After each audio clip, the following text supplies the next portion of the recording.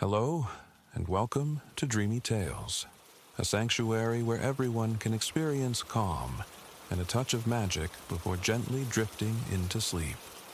Tonight, we invite you on another enchanting journey, a story that helps soothe the mind and nurture a sense of peace.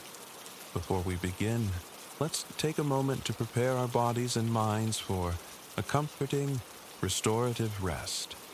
Make yourself cozy, and with each slow inhale and long exhale, let the cares of the day gradually slip away. It's not always easy to step back from the day's demands, especially as night falls. Yet, remember, the less we worry about how quickly we'll fall asleep, the simpler it is for our minds to release any remaining tension. Allow the gentle flow of your breathing to wash away lingering concerns, and let the story ahead guide you into a state of deep relaxation. Now, settle in, and let the dreamy atmosphere softly wrap around you. Enjoy this story, and may you drift into a peaceful, restful slumber here on Dreamy Tales.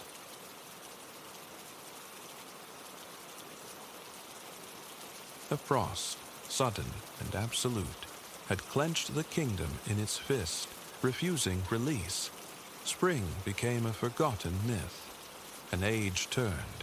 Children conceived under the endless ice grew to maturity, knowing only the bite of perpetual cold, the stark palate of winter.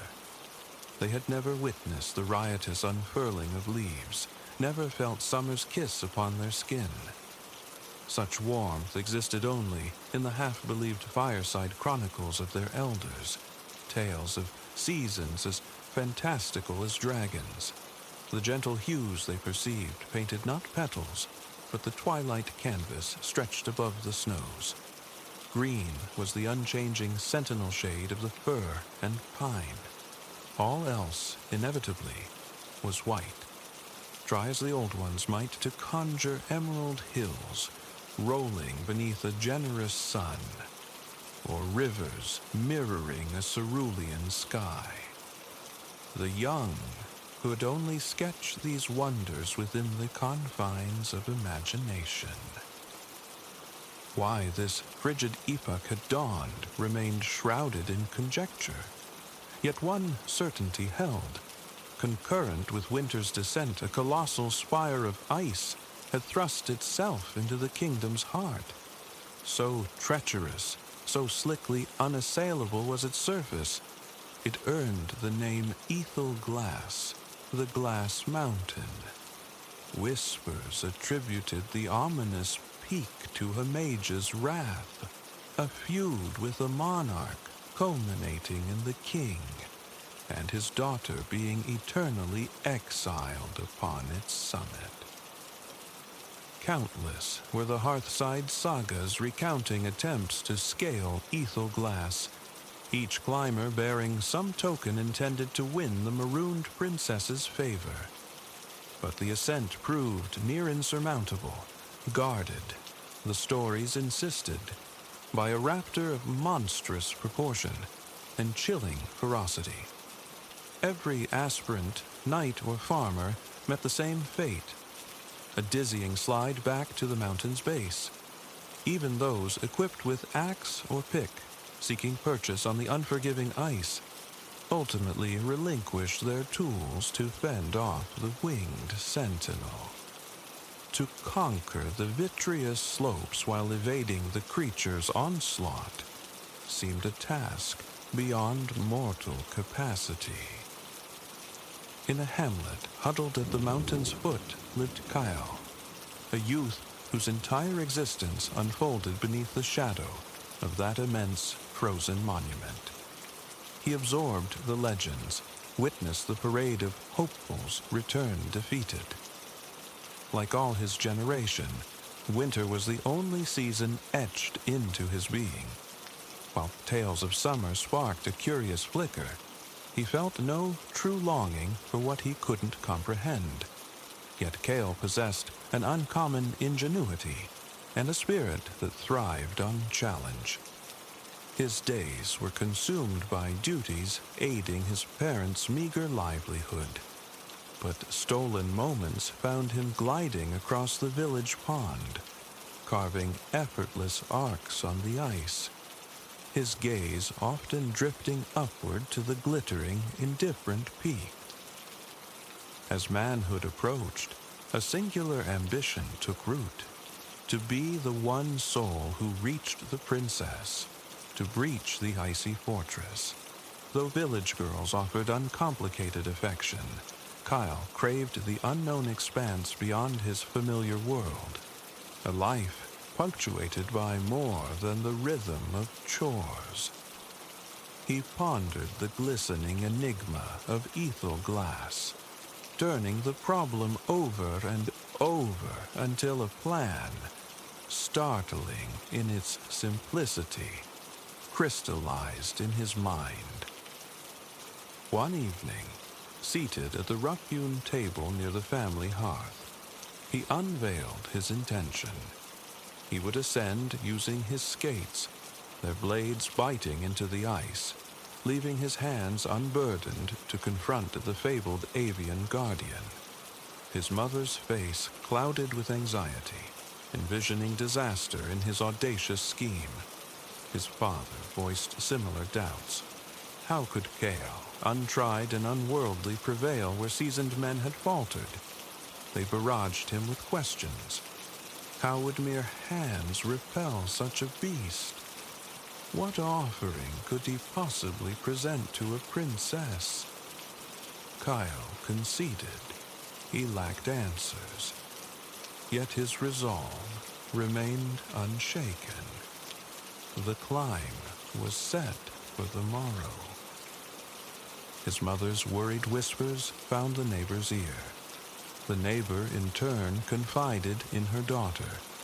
The daughter relayed it to the boy across the lane. Like wildfire crackling through dry tinder, the news swept the village. Thus, when Kyle stood ready at dawn, the entire populace had gathered a silent, expectant audience. With a satchel containing bread and water, he slung his skates, blades tied together over one shoulder. Ignoring the collective stare, head bowed against their unspoken skepticism, he walked toward the mysterious ice spire. Doubt would not deter him. As he trod the path winding toward the mountain's base, he drew deep, steadying breaths. The curious throng trailing behind him faded from his focus. His plan replayed: skates for climbing, hands for the bird. The lack of a gift was a problem for later, for the castle, for the princess herself. Beyond this stark strategy, he carried no other preparation. The forest stood hushed around him, every surface draped in the ubiquitous, sparkling mantle of snow. Each footfall resonated, unnaturally loud in the profound stillness. Thud, crunch, thud, crunch. His boots conversed with the void. The rhythm soothed him into a focused trance. And then he was there. Before him reared a sheer, gleaming precipice of ice, offering no discernible purchase for hand or foot. Kyle felt the weight of the villagers' eyes watching from the tree line.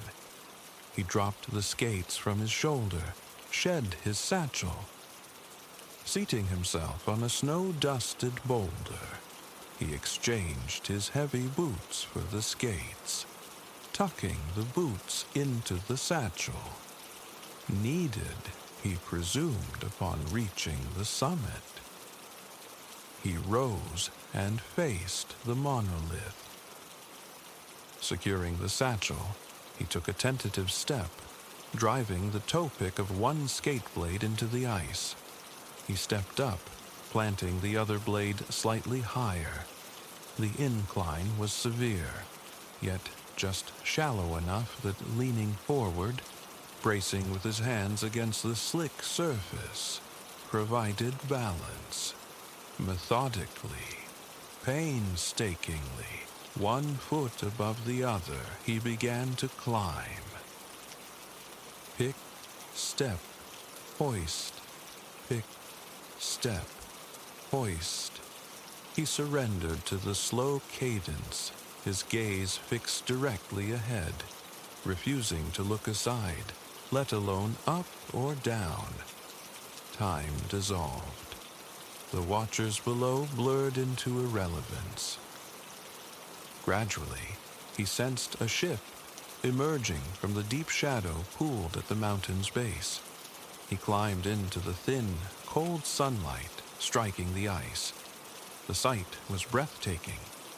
Ethel glass, both translucent and utterly solid, seemed composed of infinite internal mirrors, fracturing and reflecting the light. It wasn't mere ice. It glittered like a mountain carved from faceted crystal. As he gained altitude, the reflected brilliance intensified, becoming almost painfully bright, refracting endlessly within the frozen mass, dazzling his eyes. Yet paradoxically, the air grew colder. A persistent icy draft swirled about his head and shoulders, weaving a high, thin whistle in his ears. How long he had climbed, he couldn't guess. His concentration fractured at the intrusion of a new sound. A distant cry carried on the wind, closer now. He tilted his face upward, scanning the blinding glare. The infamous guardian, he knew. At first, only the overwhelming radiance met his eyes. Then abruptly, eclipsing the sun, a pair of immense wings materialized. The sudden shadow brought no relief, only the certainty that the creature was descending directly upon him. It struck in a maelstrom of frigid white feathers, the colossal bird buffeting his head with powerful wing beats. Anchoring his skates deeper, Kyle instinctively shielded himself, ducking beneath his arms. He lashed out, attempting to swat it away, but the assault was too overwhelming. Panic flared. Lose balance now, and he'd plummet like all the others. Raising his face defiantly, he saw the bird's dark, taloned feet hovering just above. Without conscious thought, he shot both hands upward, seizing the scaled legs, one in each fist. The creature emitted a piercing shriek of outrage and began to ascend. Its wings beat furiously, showering Kale and the mountainside with fine ice crystals. He clung on, teeth gritted, as the bird surged higher, wrenching his skates free from their icy purchase. He was rising, faster and faster, airborne. It seemed the eagle sought only to escape the unwelcome weight dangling from its legs. It poured all its strength into flight, lifting Cole far above the peak, soaring toward the mountain's apex. He kept his eyes squeezed shut initially, then risked a glance downward. The glistening ice blurred beneath him at incredible speed.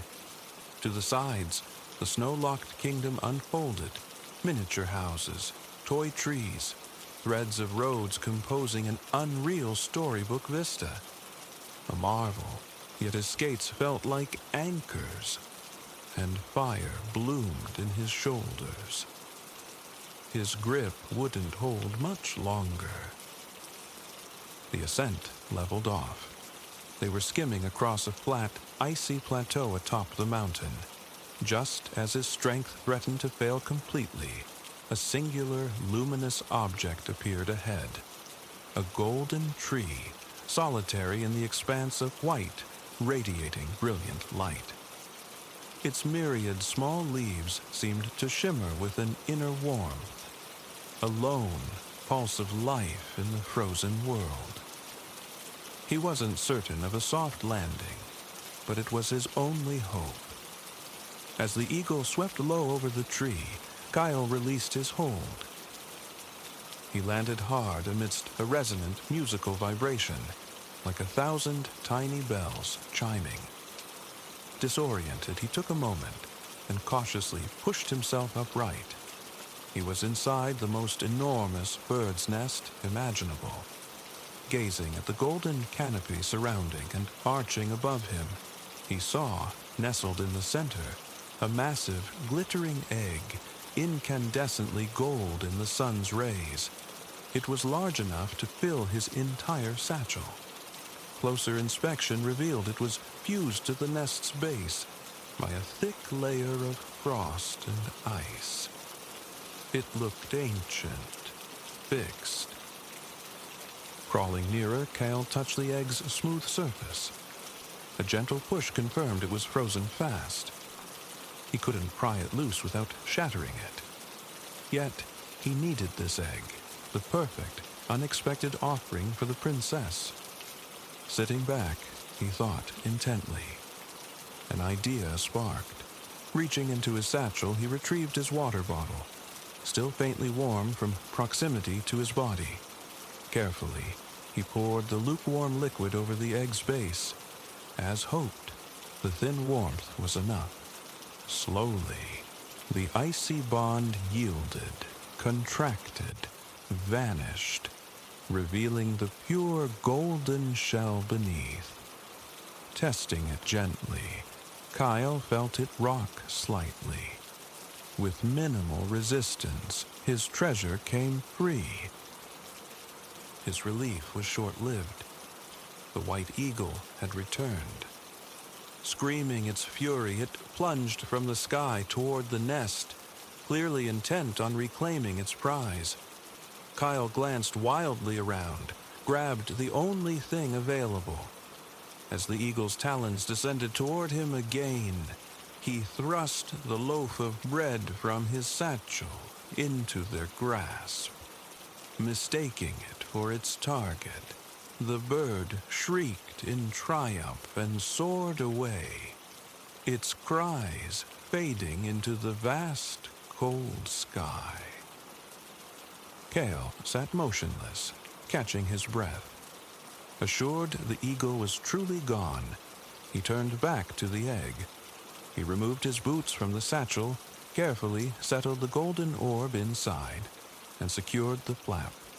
Exchanging skates for boots once more, he draped the skates over his shoulder. Leaving the satchel momentarily, he stood carefully within the vast nest, scanning the summit. At first, only blinding white met his gaze. The frost-covered plateau seemed utterly barren, reflecting the sun with relentless intensity. Shielding his eyes, he detected a faint, distant sparkle. He held his breath, waited. It flashed again. Something lay out there. Castle or mirage, it was the sole feature interrupting the icy monotony. He resolved to reach it. With the precious weight of the egg on his back, he carefully climbed down through the golden branches and dropped lightly to the icy ground. Hoisting the satchel properly, he began walking toward the mysterious glimmer. Time became meaningless as he traversed the frozen expanse. The biting cold numbed his face and fingers. The unyielding brightness strained his eyes. The sun arced lower, painting the ice with afternoon hues. He estimated it was mid-afternoon, and prayed he'd reach his destination before nightfall offered no refuge. He pressed on across the ice sheet, blessedly unmolested by the white eagle. As he drew nearer, the softening light revealed a structure growing steadily larger. Soon, doubt dissolved. He had found the castle of legend, and what a marvel it was. Sculpted seemingly from the ice itself, its towers and turrets soared skyward in immense, glittering forms. an impossibly delicate fortress of light, mirroring the shifting colors of the approaching sunset. Orange, rose, gold. He arrived before the main entrance. The drawbridge, frozen solid, spanned a moat that was now a smooth, crystalline river encircling the fortress. Picking his way cautiously across the bridge, he paused before a pair of colossal doors. Having reached the limit of his plan, knowing nothing of what lay beyond, he did the only sensible thing. He knocked. The sound echoed within the glass castle, startlingly loud, as if the first disturbance in centuries. It reverberated through the interior, a sound both vast and brittle. He waited an eternity. Then, with excruciating slowness, one door began to creak open, as if recalling a long-forgotten function. Shivering with the effort, the portal yielded. Pushing with all her might at the base of the towering door stood a young woman. She wore a simple white gown beneath a heavy cloak, topped incongruously yet sensibly, with a fuzzy blue muffler and thick woolly earmuffs. She stared at Kyle, eyes wide with astonishment, opened her mouth, seemed to reconsider, took a deep breath, and demanded, quite forcefully, precisely who he was. Kale, unsure what he'd anticipated, was certainly not prepared for direct interrogation by the princess. He stammered his origin, the village below the mountain, and added, feeling suddenly foolish, that he'd come to rescue her, if she was agreeable. She regarded him dubiously. He became acutely aware of his unheroic appearance, skates dangling, satchel bulging, no sword, no armor. Then his face brightened. "I found something special," he offered. "May I bring it inside?" Curiosity flickered in her eyes. She nodded, stepping aside with a guarded look, gesturing him into the entrance hall. It felt as frigid within as without. He understood the earmuffs. Before he could present his gift, she straightened. "I am Lyra," she announced. He managed an awkward bow, murmuring his own name. She inclined her head graciously. "So then, Kale, what have you brought me?" Kale swung the satchel from his shoulder, opened it, and carefully drew out the glittering golden egg. Lyra's eyes widened at the sight. She took it gently from his hands. He recounted his journey, the climb, the eagle, the nest. Hearing it all, she nodded slowly. She had often seen the white eagle circling, she said, suspecting it was the sorcerer's transformed shape. Her father, she related sadly, had ventured out long ago seeking the mage, hoping to plead for their release, but never returned. She had remained unaware of time's passage, untouched by age through all the frozen years. Kyle murmured sympathies, but Lyra seemed captivated by the egg. Turning it in her hands, she exclaimed, "Kyle, it's growing warmer." As they watched, the egg began to glow, suffused with an internal luminescence. Its static golden surface seemed to shimmer, to shift. Uncertain, Lyra placed the egg carefully on the flagstone floor between them and stepped back. The egg pulsed brighter, bathing the hall in golden light. Lyra pulled off her muffler, complaining of the sudden heat. Kyle realized he too felt intensely warm. Retreating further, they became aware of a new sound, dripping water, multiplying into a cascade, a torrent. The hall was melting around them. Without a word, they flung open the great doors and scrambled outside, back across the moat. Turning, they witnessed an astonishing metamorphosis.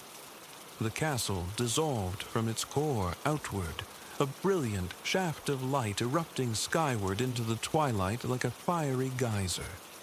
With a deep rumble, the center collapsed inward, splashing water into the rapidly thawing moat.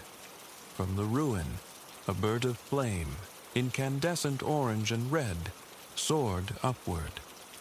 It circled above the wreckage, and with each downbeat of its wings, waves of warmth radiated outward, melting the ice, flooding the mountain top.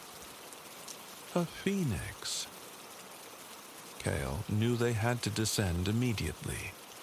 As the magnificent creature swooped low overhead, uttering a clarion call, he took the gamble.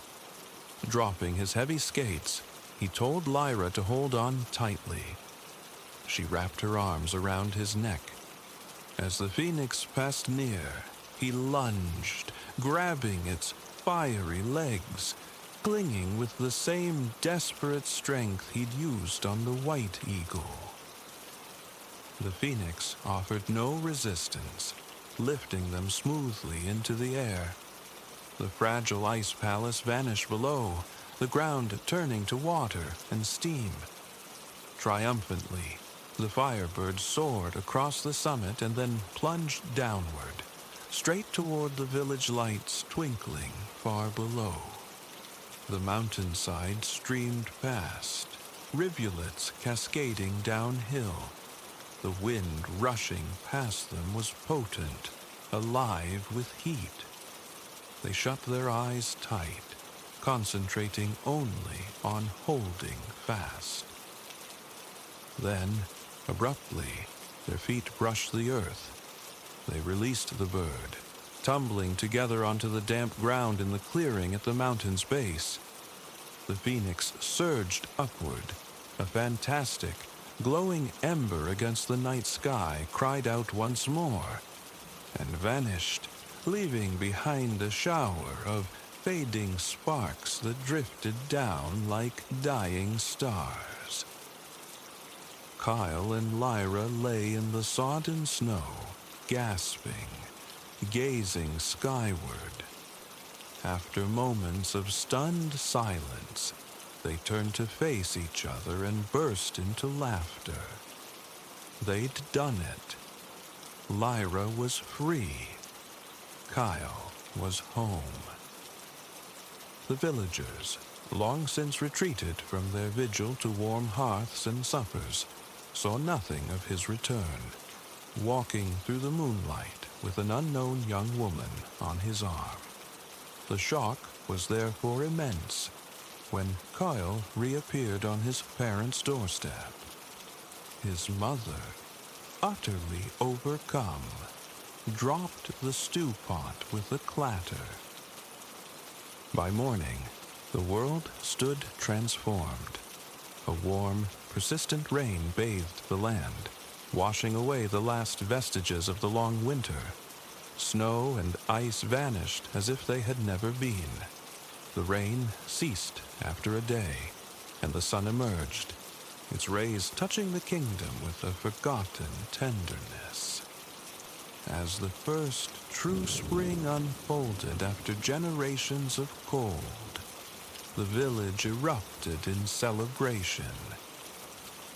Weeks turned to months. Children discovered the miracle of green grass, the vibrant spectrum of flowers blooming through spring, summer, autumn. Birds filled the air with joyous song. Prosperity flowed back into the land. And when Coil asked Lyra, the once winter princess, for her hand, he presented her with a bouquet ablaze with all the colors of the rainbow. The summer evening draped itself over the Provençal town, a warm languor settling into the cobbled streets of Arles. Here, in the serene heart of southern France, life unfolded under a sky saturated with light. Flowers erupted in riots of color, mirroring the sun-drenched hues of the little houses lining every lane, each seeming to vie with nature in a silent, joyous contest of brilliance. Amidst this vibrancy, a particular dwelling stood bathed in the day's departing gold, nestled within a town square. Its facade, a cheerful ochre yellow, was punctuated by shutters painted a startling, lively green. Tendrils of blooming oleander and acacia veiled parts of the structure, their pink and white blossoms, their delicate yellow clusters against oval green leaves, adding daubs of spontaneous color to this inviting home. Below, the occasional townsfolk ambled, unhurried, masters of an existence lived at a gentler cadence, their faces reflecting a patient contentment, an understanding of the profound art found in stillness. From a first-floor window, its green shutters flung wide, a lanky figure surveyed the square. Flame-licked hair and a beard of matching intensity framed a face whose sea-glass eyes absorbed the scene with quiet satisfaction. This was Antoine. He had arrived some months prior, a transplant from the Netherlands, via the bustling arteries of Paris. Arles had claimed him instantly, its warmth and light seeping into his very being, clearing the fog from his mind. He'd written to his sister of this southern sun, how it thawed something within him, how inspiration sprang unexpected from every corner, every shadow, every sunlit wall. Antoine was a painter, though recognition still eluded him. Art was his pulse, the rhythm section of his thoughts. A unique fulfillment bloomed when he stood before his easel, hands stained with the earthy tones of charcoal and the bright confessions of oil paint, striving to translate the world's transient beauty onto canvas. His modest bedroom, the blossoming orchards he so adored, all found new life under his brush. These past months, particularly, had been a gift. Arles, generous with its orchards, was now at the zenith of its bloom, offering him endless subjects. He painted with a fervent, almost untethered joy. Tonight, however, was for repose. The day's work, capturing the ephemeral grace of peach trees, was done. He craved a moment to let his mind lie fallow. He'd become captivated by those trees, their delicate pink-white petals seeming almost exotic, radiating a soft light. He reveled in the vibrant pigments that allowed him to seize the essence of the South, the blush of peach blossoms, the deep woody browns and verdant greens of branch and leaf, and the wheat fields. He could conjure their sun-scorched glory with golds and coppers, shot through with reds and yellows, touched with bronze, creating textures so rich they seemed to swell from the canvas. Mulling over the town's pervasive beauty, Antoine turned from the window. A walk beckoned, first to his favored haunt by the river, then perhaps the wheat fields, concluding beneath the vast theater of the night sky. This was his preferred mode of relaxation, immersion, letting the sights and sounds encountered refill the wellspring of his creativity. He moved through the small room, gathering necessities, handkerchief, a few coins, his blue coat, The space was Spartan. A bed framed in turmeric yellow, 2 simple chairs, a table. Whitewashed walls met red-painted floor tiles. He desired simplicity in furnishing, richness in art. His own canvases crowded the walls, landscapes blazing with color, transforming the small chamber into a vibrant sanctuary. He plucked his yellow straw hat from its peg, a stark contrast against his fiery hair, the very picture of impassioned artistry. Lacing his most comfortable brown shoes, he slipped out, closing the door softly. He passed the guest room, earmarked for future decoration with yet more paintings, and descended the stairs. The front door opened onto gray cobblestones, softened in places by defiant tufts of grass sprouting between them. Antoine began his wandering pilgrimage towards the Rhône, the river that coiled languidly through the town. He cherished time spent beside the water. By day, he'd scrutinize the riverbank flora, dissecting the myriad greens, noting how shifting light altered their character, mentally composing palettes. By night, his gaze turned upward, watching stars mirrored in the dark current, tracing the rippling, pale yellow calligraphy they inscribed upon its surface. He strolled without urgency, his attention snagged by the details of his surroundings, more than the destination itself. He moved in a thoughtful haze, sifting through nascent ideas for the next canvas. A current of creative energy hummed within him, sparked by the minutiae others might overlook. Everything held potential. Every detail possessed its own unique beauty, deserving of immortalization in paint. Around him, people drifted homeward or towards the familiar glow of the cafe he also frequented. Raised in a rural town much like this, he felt an unspoken kinship with the farmers he now encountered daily, their sun-etched faces compelling subjects that seemed to connect him to a deeper shared humanity. The memory of that simpler life, a stark contrast to the dazzling, exhausting performance of Paris, was part of what had drawn him south. The metropolis, though an artist's paradise in theory, had lacked the quietude his spirit craved. As these thoughts drifted, a group of locals passed, their laughter echoing briefly. Women in voluminous skirts of myriad colors, white blouses and neck scarves. Men in similarly hued trousers and shirts.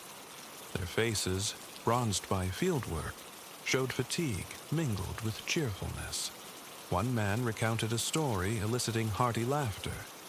Antoine smiled inwardly, his mind already translating the scene. Ultramarine blue, deep ruby red, emerald green for their attire.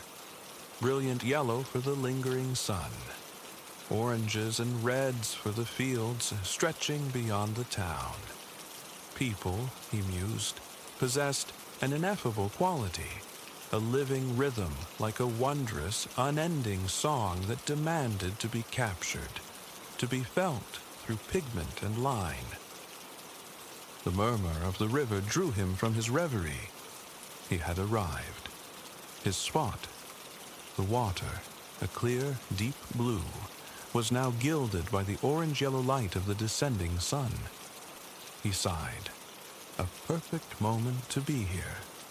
He walked a little further, settling near the Langlois drawbridge, a structure he often studied.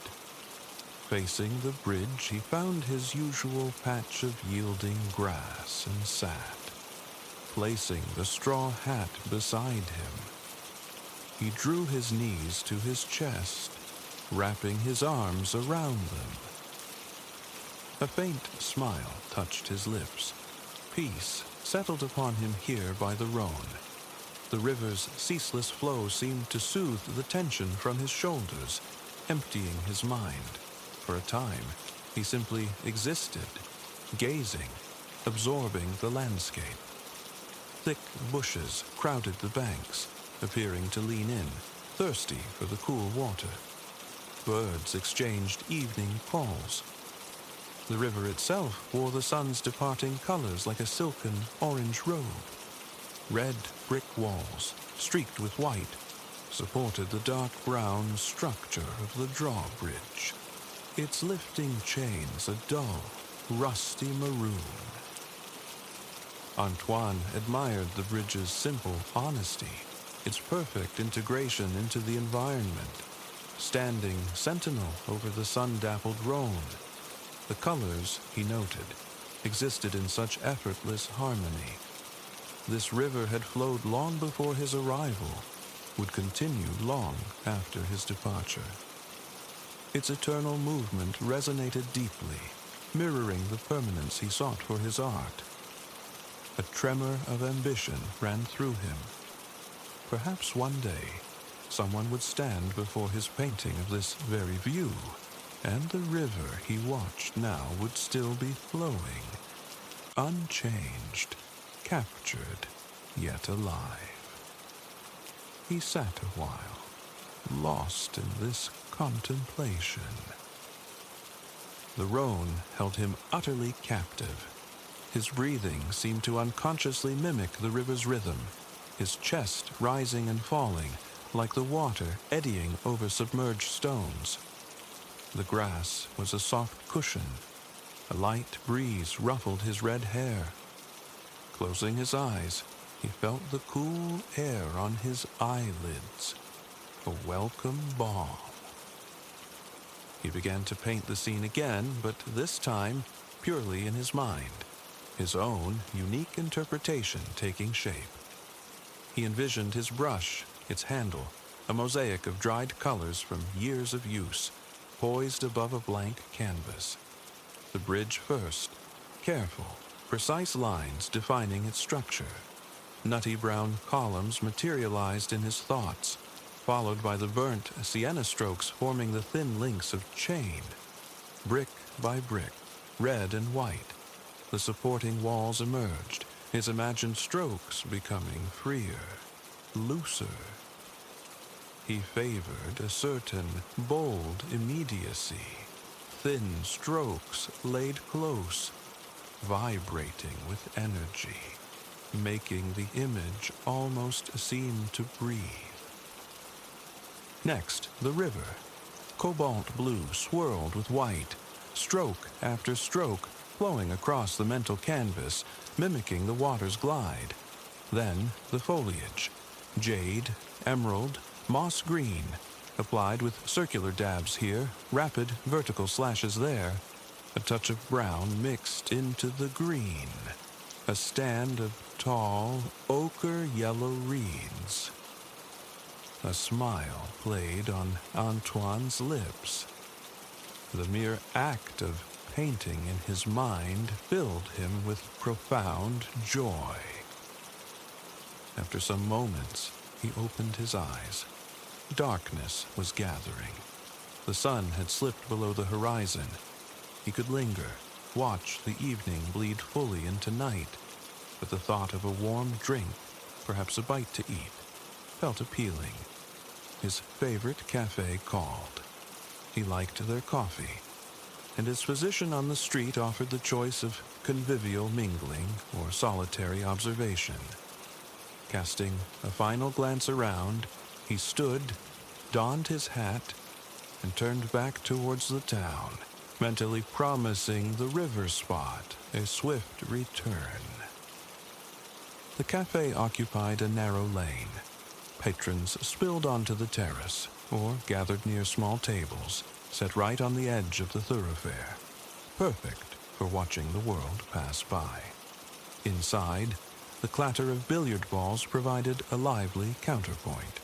Tonight, Antoine chose an outside table and ordered coffee.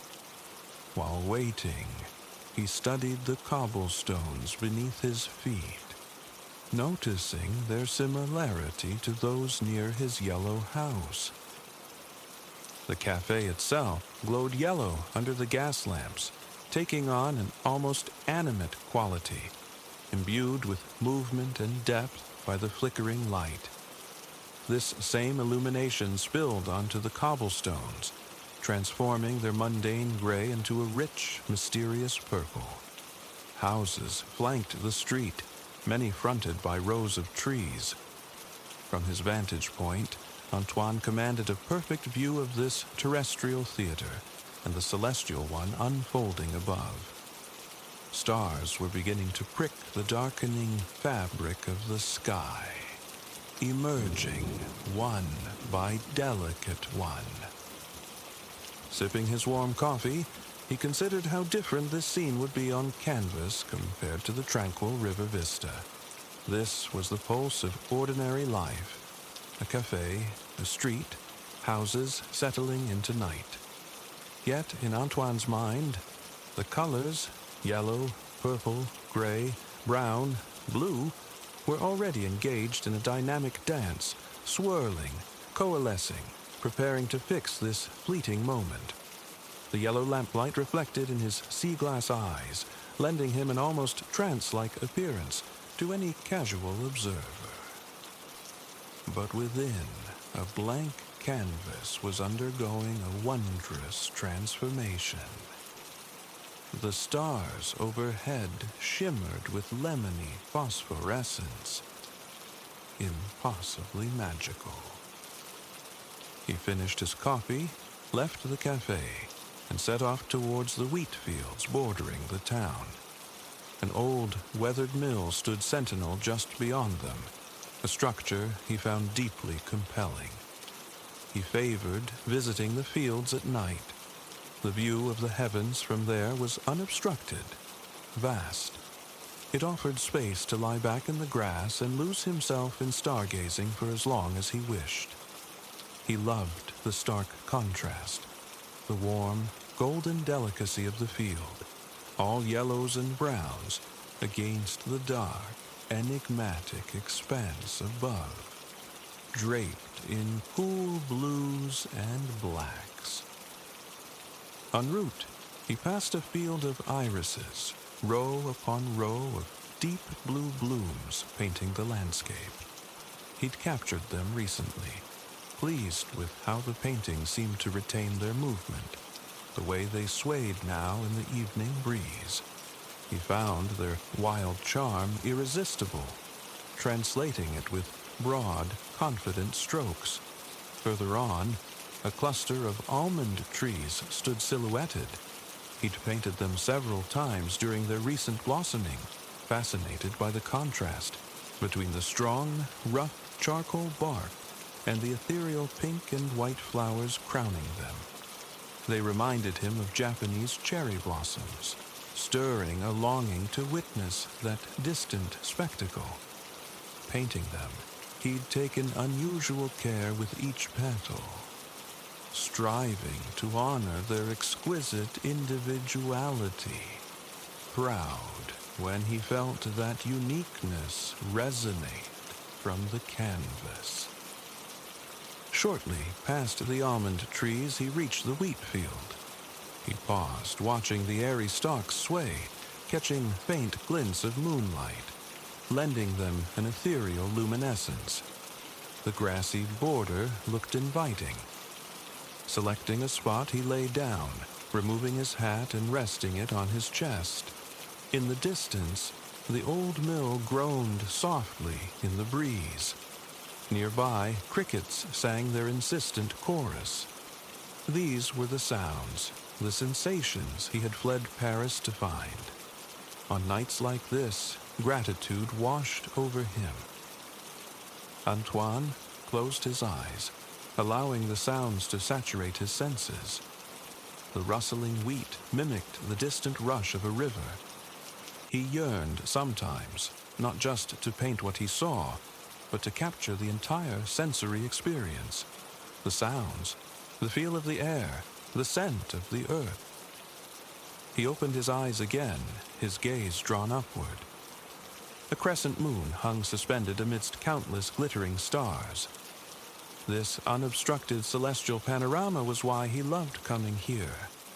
It was just him, the field, the mill, and the immense, silent drama of the night sky. He often puzzled over the common notion that painting starry nights was merely a matter of scattering white dots on black. Even now, looking up, he perceived a symphony of color. The sky wasn't black, but a profound, deep blue, darker than the ultramarine pigment he used, yet radiant, possessing the depth of lapis lazuli. Occasional clouds drifted past, animating the darkness, creating fluid waves of white and gray against the deeper backdrop, like broad strokes on some cosmic canvas. And the stars, they hypnotized him. Not white, but golden, pink, emerald, scarlet. Celestial gemstones scattered across dark blue velvet. While the stars felt magical, mysterious, the moon offered a comforting presence, glowing a warm, pale yellow, like an old, familiar friend. The desire to paint the night sky surfaced often, fueled by the complex emotions it evoked.